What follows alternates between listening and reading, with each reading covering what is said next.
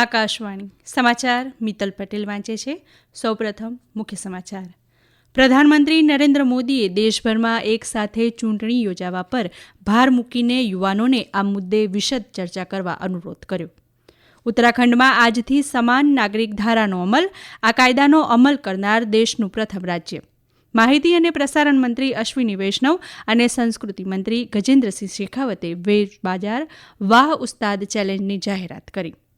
સંયુક્ત સંસદીય સમિતિએ વિવાદાસ્પદ વકફ સુધારા ખરડાને મંજૂરી આપી અને આઈસીસી દ્વારા Jasprit Bumrah men's test cricketer of the year અને સ્મૃતિ મંધાના વન ડે ક્રિકેટમાં સર્વશ્રેષ્ઠ મહિલા ખેલાડી જાહેર. સમાચાર વિગતવાર. પ્રધાનમંત્રી નરેન્દ્ર મોદીએ એક રાષ્ટ્ર એક ચૂંટણી હેઠળ દેશભરમાં એક સાથે ચૂંટણી યોજવા પર ભાર મૂકીને યુવાનોને આ મુદ્દે વિશદ ચર્ચા કરવા અનુરોધ કર્યો હતો. તેમણે જણાવ્યું કે અલગ અલગ સમયે ચૂંટણીઓ યોજવાથી કાર્યોની ગતિ અને ઝડપમાં અવરોધ આવે છે. આજે નવી દિલ્હીમાં કરિયપ્પા મેદાન ખાતે નેશનલ કેડેટ કોર્પ્સ એનસીસીની વાર્ષિક રેલીને સંબોધતા શ્રી મોદીએ રાષ્ટ્રના નિર્માણમાં યુવાનોની ભૂમિકાની પ્રશંસા કરી હતી. તેમણે જણાવ્યું કે એનસીસી કેડેટ્સની સંખ્યા 2014માં 14 લાખ હતી, જે વધીને 20 લાખ થઈ છે. जिस कालखंड में देश आजाद हुआ, एनसीसी की शुरुआत भी उसी समय हुई थी. एनसीसी ने हर समय भारत के नौजवानों को राष्ट्र निर्माण की प्रेरणा दी और उन्हें अनुशासन का महत्व समझाया. પ્રધાનમંત્રીએ જણાવ્યું કે છેલ્લા 10 વર્ષમાં યુવાનોએ 1.5 લાખથી વધુ સ્ટાર્ટઅપ શરૂ કર્યા છે અને તેઓ વિશ્વની ટોચની કંપનીઓની આગેવાની લઈ રહ્યા છે. આ પ્રસંગે કેન્દ્રીય સંરક્ષણ મંત્રી રાજનાથસિંહ, સંરક્ષણ રાજ્યમંત્રી સંજય સેઠ અને અન્ય વરિષ્ઠ અધિકારીઓ ઉપસ્થિત રહ્યા હતા. આ વર્ષની રેલીની વિષય વસ્તુ હતી યુવા શક્તિ વિકસિત ભારત. પ્રધાનમંત્રી નરેન્દ્ર મોદી આવતીકાલે ભુવનેશ્વરમાં જનતા મેદાન ખાતે ઉત્કર્ષ ઓડિશા મેક ઇન ઓડિશા સંમેલનનું ઉદ્ઘાટન કરશે. 2 દિવસના આ સંમેલનમાં 20 દેશોમાંથી 7,500થી વધુ પ્રતિનિધિઓ આવશે. ઓડિશા રાજ્યની અત્યાર સુધીના સૌથી મોટા વેપાર સંમેલન માટે સજ્જ છે. સંમેલનમાં 100થી વધુ સમજૂતીપત્રો પર હસ્તાક્ષર કરવામાં આવશે, જેનાથી 3.5 લાખથી વધુ રોજગારીનું સર્જન થવાની સંભાવના છે. પ્રધાનમંત્રી નરેન્દ્ર મોદી આવતીકાલે ઉત્તરાખંડના દહેરાદૂન સ્થિત મહારાણા પ્રતાપ સ્ટેડિયમ ખાતે 38મા રાષ્ટ્રીય રમતોત્સવનું ઉદ્ઘાટન કરશે. આકાશવાણીના દહેરાદૂનના પ્રતિનિધિ જણાવે છે કે ઉદ્ઘાટન સમારોહ માટે કેન્દ્રીય મંત્રીઓ, ભારતીય ઓલિમ્પિક સંઘ અને રાષ્ટ્રીય ખેલાડીઓ સહિત વિવિધ મહેમાનોનું આગમન શરૂ થઈ ગયું છે. રાજ્યના રમતગમત મંત્રી રેખા આર્યએ ભારતીય ઓલિમ્પિક એસોસિએશનના પ્રમુખ પીટી ઉષાનું આજે દહેરાદૂન એરપોર્ટ પર સ્વાગત કર્યું હતું. 14 ફેબ્રુઆરી સુધી ચાલનારો રમતોત્સવ રાજ્યના 8 જિલ્લાના 11 શહેરોમાં યોજાશે. 35 રમતોમાં કુલ 47 સ્પર્ધા યોજાશે. અને હવે કુંભ અંગેના સમાચાર.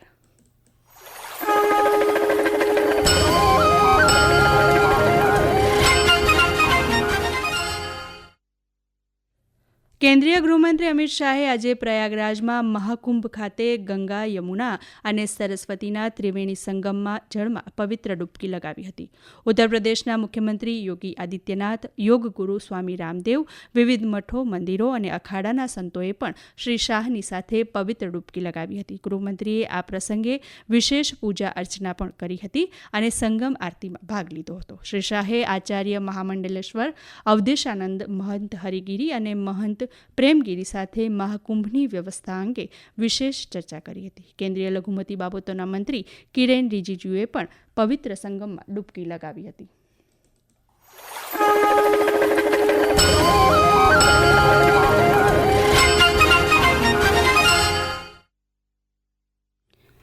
ઉત્તરાખંડમાં આજથી સમાન નાગરિક ધારાનો અમલ શરૂ થયો છે. આ કાયદાનો અમલ કરનાર ઉત્તરાખંડ દેશનું પ્રથમ રાજ્ય બન્યું છે. 2022ની વિધાનસભા ચૂંટણીમાં ભારતીય જનતા પાર્ટીએ યુસીસીનો અમલ કરવાનું વચન આપ્યું હતું. આ કાયદો તમામ નાગરિકોને સમાન અધિકારો આપે છે. પ્રસ્તુત છે અમારા પ્રતિનિધિનો અહેવાલ. उत्तराखंड राज्य समान नागरिक कानून वाला देश का पहला राज्य बन जाएगा. गौरतलब है कि यूसीसी को 4 भागों में बांटा गया है: विवाह और तलाक, उत्तराधिकार, लिव इन रिलेशनशिप और विविध. ये संहिता पुरुषों और महिलाओं के लिए समान विवाह योग्य आयु, सभी धर्मों में तलाक के आधार, विवाह और लिव इन रिलेशन का समयबद्ध पंजीकरण अनिवार्य बनाती है. साक्षी सिंह, आकाशवाणी समाचार, देहरादून. કેન્દ્રીય નાણામંત્રી નિર્મલા સીતારમણ આગામી 1 ફેબ્રુઆરીએ નાણાકીય વર્ષ 2025-26 માટેનું કેન્દ્રીય બજેટ રજૂ કરશે. કેન્દ્રીય બજેટ રજૂ થાય તે પહેલાં આકાશવાણી સમાચાર નિષ્ણાંતો અને લોકોની કેન્દ્રીય બજેટ પાસેથી અપેક્ષાઓ રજૂ કરતી એક વિશેષ શ્રેણી પ્રસારિત કરી રહ્યું છે. ભારતીય કૃષિ સંશોધન સંસ્થાના ભૂતપૂર્વ મુખ્ય વૈજ્ઞાનિક ડોક્ટર JPS દાબાસે આકાશવાણી સમાચાર સાથે વાતચીત કરતા જણાવ્યું કે આ બજેટમાં સરકારે ખેડૂતોને સર્વાંગી રીતે ટેકો આપવો જોઈએ, જેથી તેઓ સારા પાકનું ઉત્પાદન કરી શકે. તેમણે ઉમેર્યું હતું કે તમામ કૃષિ સાધનો પર GST કર ઘટાડવો જોઈએ. આ સમાચાર આપ આકાશવાણી પરથી સાંભળી રહ્યા છો. આ સમાચાર આપ અમારી YouTube channel AIR news Gujarat પર પણ સાંભળી શકશો. વધુ સમાચાર માટે અમારી વેબસાઇટ newsonair.gov.in/gujarati અને અમારા એક્સ હેન્ડલ AIR_news_AB18 ને ફોલો કરશો. માહિતી અને પ્રસારણ મંત્રી અશ્વિની વૈષ્ણવ અને સંસ્કૃતિ મંત્રી ગજેન્દ્રસિંહ શેખાવતે આજે નવી દિલ્હીમાં વેવ્સ બાજાર, વાહ ઉસ્તાદ ચેલેન્જ અને વેવ્સ પુરસ્કારોની જાહેરાત કરી હતી. એક કાર્યક્રમને સંબોધતા શ્રી વૈષ્ણવે જણાવ્યું કે ભારતને તેના વારસા, ભવ્ય સંસ્કૃતિ અને કથા વાચન માટે વૈશ્વિક મંચ પર ઘણું મહત્વ મળી રહ્યું છે. આ પ્રસંગે સંસ્કૃતિ મંત્રી ગજેન્દ્રસિંહ શેખાવતે જણાવ્યું કે ભારત કથાકારોનો દેશ છે અને આજે રજૂ કરવામાં આવેલી પહેલ ભારતના સોફ્ટ પાવરને વિશ્વ સમક્ષ રજૂ કરશે. શ્રી શેખાવતે વેવ્સ બજાર અંગે વધુ માહિતી આપી હતી. ने सामरिक दृष्टि से प्रगति की है, तकनीकी के क्षेत्र में भी किस तरह से भारत ने पूरे विश्व को एक नई दिशा दिखाते हुए एक नया सम्मान अर्जित किया है. भारत की जो सांस्कृतिक शक्ति है, जो भारत की असली ताकत है, वो ताकत भारत की नई पहचान विश्व भर में गढ़ने और भारत के लिए सम्मान अर्जित करने का साधन बने, उसके लिए ये प्लेटफॉर्म जो है अत्यंत प्रासंगिक भी होगा और महत्वपूर्ण भी होगा. માહિતી અને પ્રસારણ મંત્રી સંજય જાજુએ જણાવ્યું કે વેવ્સ બાજાર પરિવર્તનકારી પહેલ છે જે માધ્યમ સંબંધિત સામગ્રીના ગ્રાહકો અને વિક્રેતાઓને એક મંચ પર લાવશે. વાહ ઉસ્તાદ એ શાસ્ત્રીય અને અર્ધશાસ્ત્રીય પ્રતિભાઓને શોધવાની અનોખી સ્પર્ધા છે. વેવ્સ પુરસ્કાર માટે 15 ફેબ્રુઆરી સુધી અરજી કરી શકાશે. આમ આદમી પાર્ટીના કન્વીનર અરવિંદ કેજરીવાલે આજે દિલ્હી વિધાનસભા ચૂંટણી માટે પક્ષનો ચૂંટણી ઝંડેરો જાહેર કર્યો હતો. શ્રી કેજરીવાલે પોતાની સરકાર રચાય તો 15 ગેરંટીઓ પૂર્ણ કરવાનું વચન આપ્યું છે, જેમાં રોજગારીની તકો, મેડિકલ સારવાર માટે સંજીવની સ્કીમ, દરેક મહિલાને દર મહિને 2100 રૂપિયાની ચૂકવણી અને પાણીના જૂના બિલ માફ કરવાનો સમાવેશ થાય છે. દરમિયાન ભારતીય જનતા પાર્ટીએ આમ આદમી પાર્ટી પર દલિત વિરોધી હોવાનો આરોપ મૂક્યો છે. પત્રકાર પરિષદમાં ભાજપના વરિષ્ઠ નેતા સંબિત પાત્રાએ આક્ષેપ કર્યો કે પંજાબના અમૃતસરમાં ડોક્ટર આંબેડકરની પ્રતિમાને ખંડિત કરવામાં આવી. શ્રી પાત્રાએ આ મુદ્દે અરવિંદ કેજરીવાલના રાજીનામાની માંગણી કરી હતી. સંયુક્ત સંસદીય સમિતિ JPCએ આજે વિવાદાસ્પદ વકફ સુધારા ખરડાને મંજૂરી આપી દીધી છે.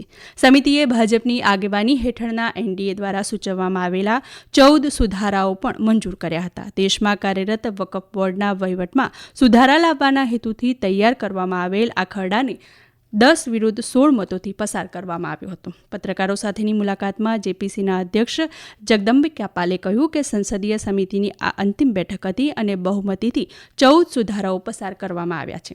બજેટ સત્ર દરમિયાન વકફ સુધારા બિલ પર JPC પોતાનો અહેવાલ રજૂ કરશે. સંસદના શિયાળુ સત્ર દરમિયાન સમિતિનું કાર્યકાળ વધારવામાં આવ્યો હતો.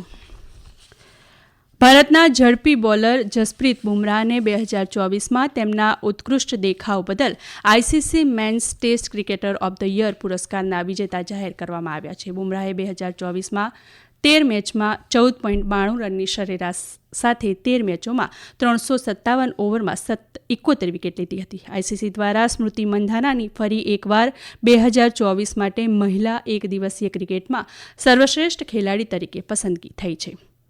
અંતમાં મુખ્ય સમાચાર ફરી એકવાર. પ્રધાનમંત્રી નરેન્દ્ર મોદીએ દેશભરમાં એક સાથે ચૂંટણી યોજવા પર ભાર મૂકી યુવાનોને આ મુદ્દે વિશદ ચર્ચા કરવા અનુરોધ કર્યો. ઉત્તરાખંડમાં આજથી સમાન નાગરિક ધારાનો અમલ, આ કાયદાનો અમલ કરનાર દેશનું પ્રથમ રાજ્ય. માહિતી અને પ્રસારણ મંત્રી અશ્વિની વૈષ્ણવ અને સંસ્કૃતિ મંત્રી ગજેન્દ્રસિંહ શેખાવતે વેવ્સ બાજાર વાહ ઉસ્તાદ ચેલેન્જની જાહેરાત કરી અને ICC દ્વારા Jasprit Bumrah men's test cricketer of the year અને સ્મૃતિ મંધાના વન ડે ક્રિકેટમાં સર્વશ્રેષ્ઠ મહિલા ખેલાડી જાહેર. આકાશવાણી પરથી સમાચાર પૂરા થયા.